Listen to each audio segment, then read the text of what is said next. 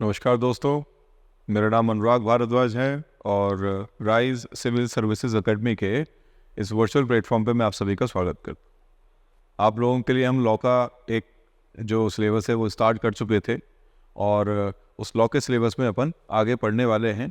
आज अपन इस लॉ के पार्ट को कंटिन्यू करेंगे, आगे देखेंगे। एक लेक्चर मैं रिकॉर्ड कर चुका हूँ, आप लोग जाइए उसे देखिए। और पिछले लेक्चर में हमने राजस्थान काश्तकारी अधिनियम को प्रारंभ किया था और उस अधिनियम के अधिकांश जो परिभाषाएं वो हम देख चुके हैं लास्ट वाली वीडियो में।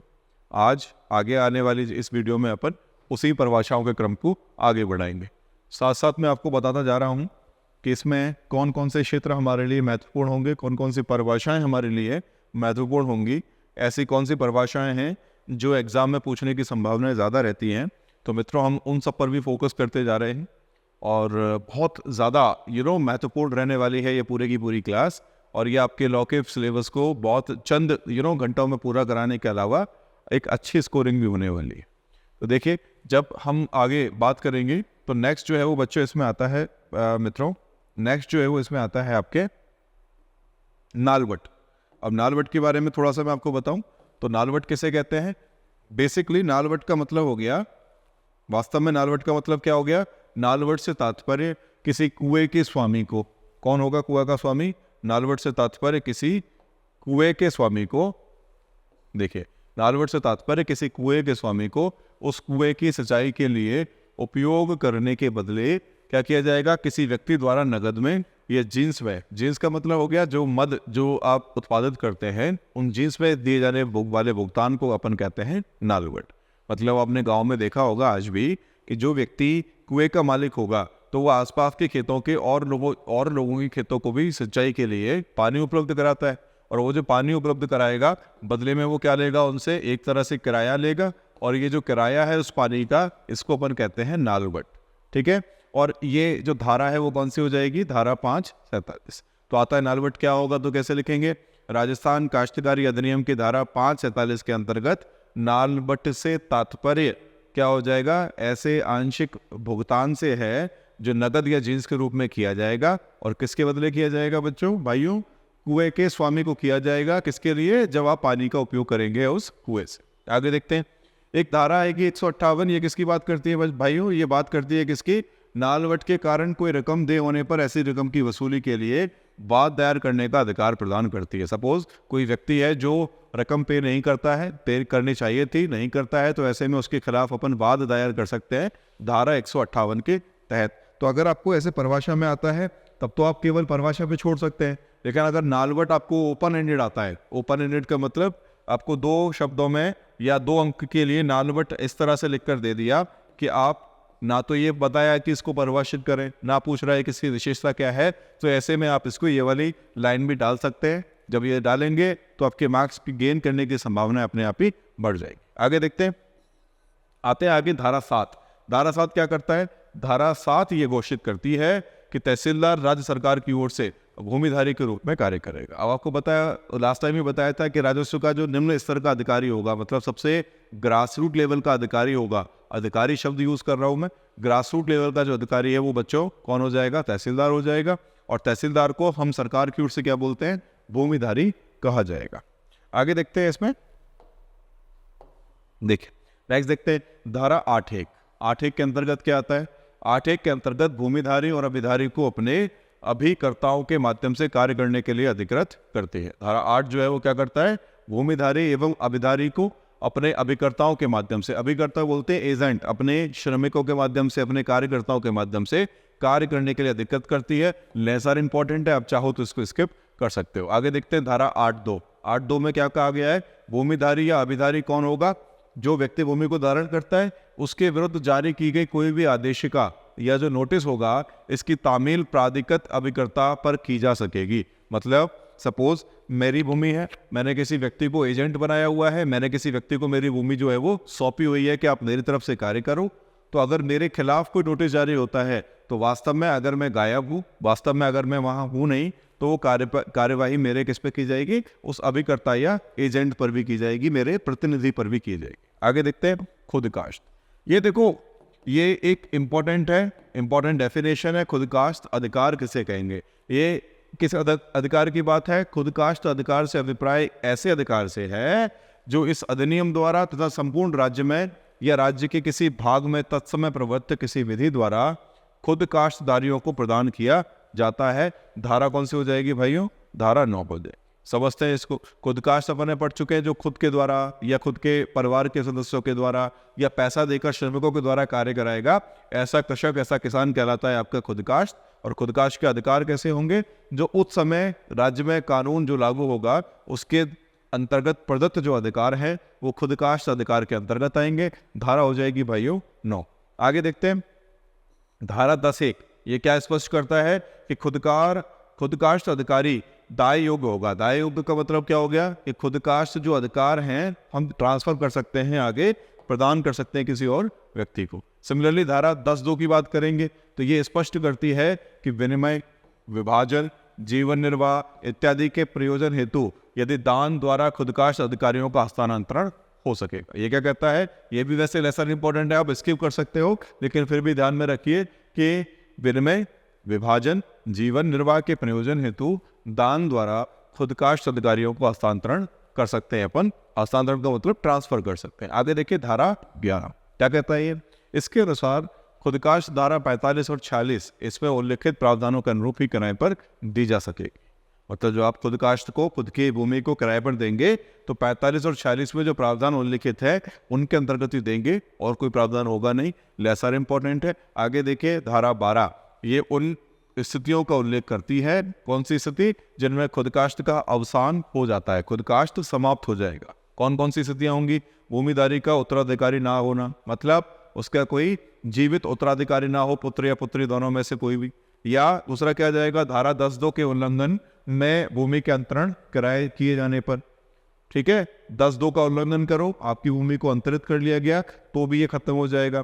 धारा 11 के उल्लंघन में भूमि के किराए पर दिए जाने पर, या फिर खुद काश्तधारी के धारा के 13 के अंतर्गत खातेदार अवैधारी हो जाने पर। ये 4 कंडीशन है। इन चारों ही कंडीशन में क्या हो जाएगा? आपके खुद कास्ट का अवसान हो जाएगा। हालांकि अगर आप इंपॉर्टेंस के पॉइंट ऑफ व्यू से देखेंगे तो केवल परिभाषाएं ही इंपॉर्टेंट होती हैं, लेकिन फिर भी आपसे ऐसे क्वेश्चन भी बन जाते हैं कि खुद कास्ट का जो अवसान कैसे कैसे होगा। 4 कंडीशन, भूमिधारी का उत्तराधिकारी ना हो तो हो जाएगा, अगर धारा 10(2) का उल्लंघन करता है तो अवसान हो जाएगा, भूमि अंतरण कर ली जाएगी, और अगर धारा 11 के उल्लंघन में भूमि के किराए पर दे देता है तो भी हो जाएगा, या फिर खुद काश्तदारी के धारा 13 के अंतर्गत खातेदारी अवधारी हो जाएगा तो भी ये समाप्त हो जाता है। आगे देखते हैं धारा 12(2). अब 12(2) क्या होगी बच्चों? 12(2) में स्पष्ट किया गया है कि जब भूमि धारा 10(2) के उल्लंघन में हस्तांतरित कर दी जाती है तो ट्रांसफर की गई भूमि का खातेदार अभिधारी बन जाएगा। खातेदार क्या बन जाएगा? अभिधारी बन जाएगा, उसको धारण करने वाला बन जाएगा। इसी प्रकार धारा 13 क्या करता है? ये उपबंध करता है कि खुद काश्त भूमि के पुनर्ग्रहण के उपरांत खुद काश्तधारी स्वयं खातेदार बन जाता है। ठीक है, आगे देखते हैं। अब अभिधारियों के वर्ग क्या क्या होंगे, ये थोड़ा सा इंपॉर्टेंट हो जाता है। क्या क्या होंगे? खातेदार अभिधारी होगा धारा 15। दूसरा कौन हो जाएगा? मालिक, स्वामी, धारा 17 का। खुद काश्त के अभिधारी धारा 16 का। और कौन से हो जाएंगे? गैर खातेदार अभिधारी धारा 17। ये सब मिलकर बनते हैं आपके क्या? अभिधारियों के वर्ग। कितने वर्ग है? एक बार रिपीट करता हूं, कुल 4 वर्ग है। कौन कौन से? खातेदार अभिधारी, स्वयं मालिक, खुद काश्त के अभिधारी, और अंतिम कौन आ जाएंगे? आपके गैर खातेदार अभिधारी। आगे देखते हैं वर्तमान में अभिधारियों के कितने वर्ग हैं? वर्तमान में 2 ही है, या तो खातेदार अभिधारी होगा या फिर गैर खातेदार अभिधारी। खाता कैसे कहते हैं? भूमि को, लैंड को, उसके टुकड़े को। तो खातेदार अभिधारी और गैर खातेदार अभिधारी दोनों ही इसके अंतर्गत आते हैं। खातेदार अभिधारी कौन होगा? ऐसा व्यक्ति जो कि खाते को धारण करता है। खाता कौन है बच्चों? खाता मतलब हो गया वो भूमि का टुकड़ा, तो ये खातेदार अभिधारी हो जाएगा, धारा 15 हो जाएगी। आगे देखते हैं। कोई कृषक किसे कहते हैं? किसान। कोई कृषक केवल मात्र लगान के भुगतान करने के मात्र से अभिधारी नहीं बन जाता है। ठीक है, कौन सा केस है ये? मांगीलाल बनाम राज्य 1976। मतलब सिंपली आप समझिए कि अगर कोई किसान अपनी भूमि का राजस्व प्रदान कर रहा है तो यही एकमात्र क्या नहीं हो जाएगा? एक आधार नहीं हो जाएगा उसका मालिक बनने के लिए, उसका अभिधारी बनने के लिए अन्य आधार भी मौजूद होने चाहिए। या तो किसी ने हस्तांतरण की हो भूमि को, या फिर आपने उस पर कानूनी कब्जा किया हो, तो ही वो अभिधारी बन पाएगा। आगे देखते हैं। धारा 15 के अंतर्गत खातिरदारी अधिकारों को अर्जित करने के लिए अभिधार के रूप में कब्जा होना आवश्यक होता है। अभी बताया आपको कब्जा जो है वो आवश्यक होगा। आगे देखें, धारा 15 के ही तहत कृषक को खातिरदारी अधिकार देने के लिए सहायक जलाधीश या उपखंड अधिकारी ही सक्षम होता है।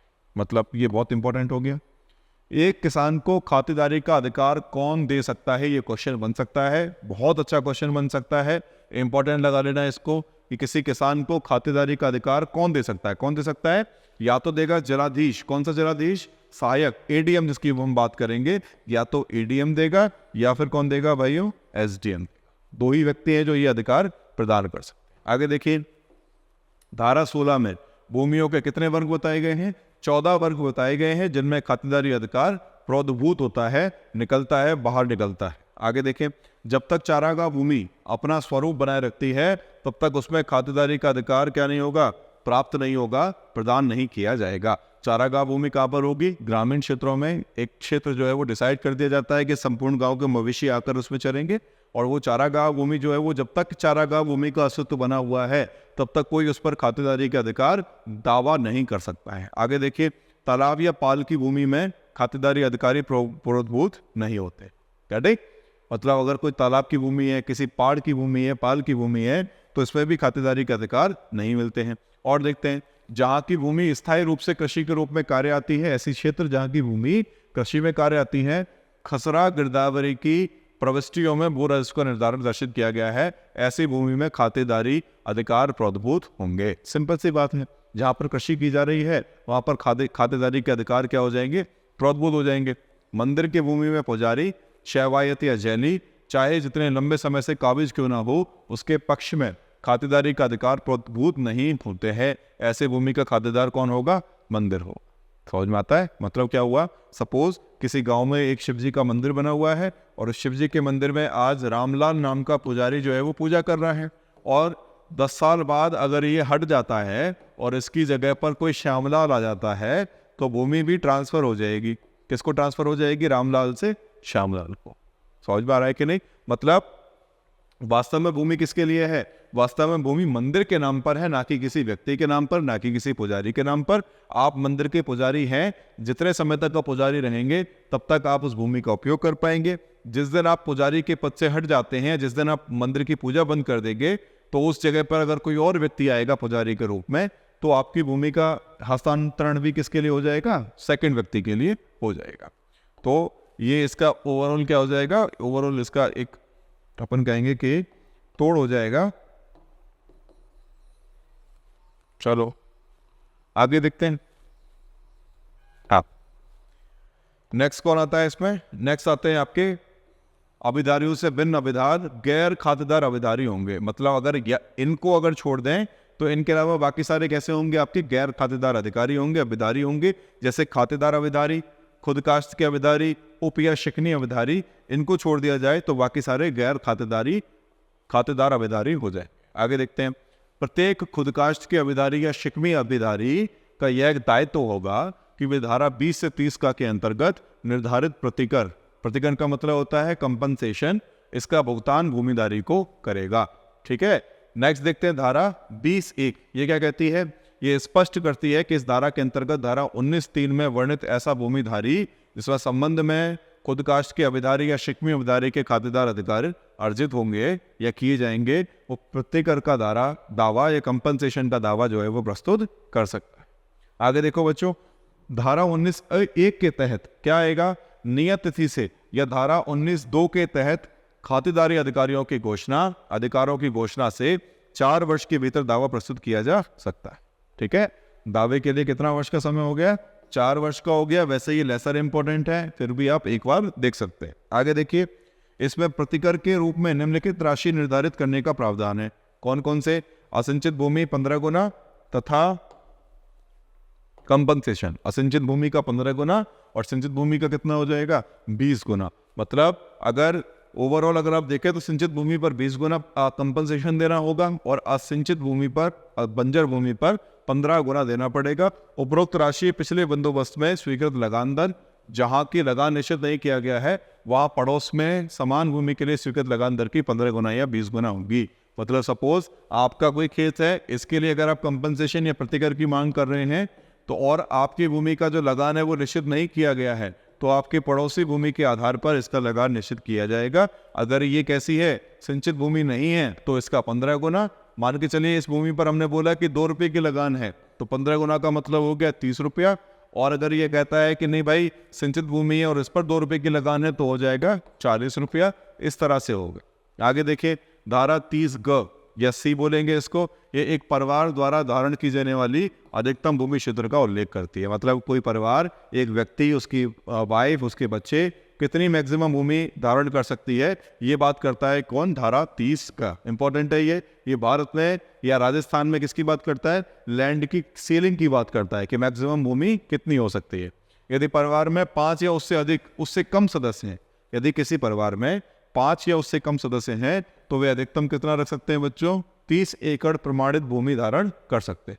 और यदि 5 से ज़्यादा सदस्य होंगे तो प्रत्येक अतिरिक्त सदस्य के लिए 5 एकड़ भूमि बढ़ जाएगी, परंतु अधिकतम क्षेत्र कितना रहेगा, 60 एकड़। ठीक है, मतलब 30 तो हो गया मिनिमम, 60 हो गया मैक्सिमम, 5 और उससे कम है तो 30 एकड़, 6 हो जाते हैं तो 30 और 5 कितना हो जाएगा, 35 एकड़, 7 हो जाते हैं बच्चे, परिवार में 7 मेंबर हो जाते हैं तो कितना हो जाएगा आपके 40 एकड़। इस तरह से बढ़ता रहेगा, लेकिन अधिकतम कितना होगा, 60 एकड़ होगा। इंपॉर्टेंट है, यहां से क्वेश्चन आ सकता है। आगे देखिए, नेक्स्ट बात करेंगे हम धारा 31। धारा 31 किसी अभिधारी को उस गांव की आबादी से जिसमें वह भूमि धारण करता है अपने निवास के लिए मकान हेतु स्थान का अधिकार प्रदान करती है। मतलब जिस गांव में उसके पास भूमि होगी, उस गांव में आवास के लिए उसको क्या दिया जाएगा, आवास के लिए, उसको निवास के लिए मकान भी प्रदान करने की बात करता है धारा 31। ठीक है, आगे निवास के मकान में निम्नलिखित शामिल होंगे, क्या क्या, एक तो मवेशी के लिए बाड़ा या छप्पर, और दूसरा बीज या भूसा अथवा कृषि के औजार रखने का स्थान, और तीसरा आ जाएगा जलाशय या टाका बनाने का स्थान। ठीक है, ये धारा 31 का ही स्पष्टीकरण है। मतलब आप किसी गांव में, अगर गांव के संलग्न आपकी कोई भूमि है, इसको आपने प्राप्त किया है, तो गांव में आपको मकान बनाने का अधिकार होगा। और मकान के लिए क्या क्या शामिल है मकान में, मवेशियों के लिए बाड़ा या छप्पर, बीज या भूसा एवं कृषि के औजार रखने का स्थान, और जलाशय या टाका बनाने का स्थान, ये सब इसमें शामिल हो। आगे देखिए, यदि किसी अभिधारी के पास रहने का कोई मकान नहीं है, अगर उसके पास में घर नहीं है, तो वह तहसीलदार के समक्ष आवेदन प्रस्तुत कर मकान के लिए स्थान आवंटन करने की प्रार्थना कर सकेगा। किसके समक्ष करेगा, याद रखना है, तहसीलदार के समक्ष आवेदन करेगा और मकान आवंटित करने की बात करेगा कि संबंधित गांव में मुझे मकान आवंटित किया जाए। आगे देखें, धारा 32 क्या कहती है, 32 के द्वारा अभिधारी को उसके भूमिधारी से लिखित पट्टा प्राप्त करने का अधिकार दिया गया। ठीक है, लिखित पट्टा प्राप्त करेगा। इसी प्रकार भूमिधारी को अभिधारी को पट्टे के प्रतिलेख को प्राप्त करने का अधिकार। आगे देखिए, यदि किसी पक्षकार को पट्टा या प्रतिलेख नहीं दिया जाता है, तो वह उसे प्राप्त करने के लिए सहायक कलेक्टर, एडिशनल कलेक्टर के कार्यालय को बाद दायर कर सकता है, एक केस फाइल कर सकता है ईडीएम के समक्ष। आगे देखते हैं, किसी पट्टे के पक्षकार पट्टे का पंजीकरण कराने का स्थान सक्षम अधिकारी या व्यक्ति से उसे अनुप्रमाणित करा सकेंगे। ये लेसर इंपॉर्टेंट है। काश्तकारी अधिनियम 1955 के नियम 20 के अनुसार प्रत्येक राजस्व अधिकारी जो कि भूमि राजस्व निरीक्षण से निम्न पंक्तियों का नहीं है, पट्टे का प्रमाणीकरण कर सके। आगे देखते हैं। ठीक है, पट्टे के निष्पादन के 4 महीने के भीतर इसे प्रमाणीकरण हेतु प्रस्तुत कर दिया जाना चाहिए। मतलब निष्पादन हो गया, उसके 4 महीने के अंदर प्रमाणीकरण कराया जाएगा। धारा 34 के अनुसार क्या होगा, काश्तकार को अधिकार दिया गया है कि भूमिधारी उससे पट्टा स्वीकृत करने के लिए कोई प्रीमियम अथवा बेगार नहीं ले सकता। ठीक है, आगे देखिए, धारा 35 क्या कहता है, धारा 35 अभिधारी से अग्रलिखित भुगतानों के वसूली की अनुमति प्रदान करती है। कैसे कैसे भुगतान किए जाएंगे, लगान, विधि द्वारा अधिरोपित कोई भी भुगतान या राज्य सरकार द्वारा अनुमोदित कोई अन्य प्रभार, ये सब शामिल होंगे। धारा 37 क्या कहता है, धारा 37 काश्तकार को न्यायालय की प्रक्रिया द्वारा जब्ती, कुर्की या विक्रय के विरुद्ध संरक्षण का अधिकार प्रदान करती है। आगे देखते हैं, अभिधारी का अपने भूमि क्षेत्र में हितदायी योग्य है, ये कौन कहता है, धारा 39 और 40। ठीक, लेसर इंपॉर्टेंट है। आगे देखते हैं, न्याय सामान्यतः अभिधारी का हित अंतरण योग्य नहीं होता है। अंतरण का मतलब हो गया ट्रांसफर करना, अंतरण नहीं होगा।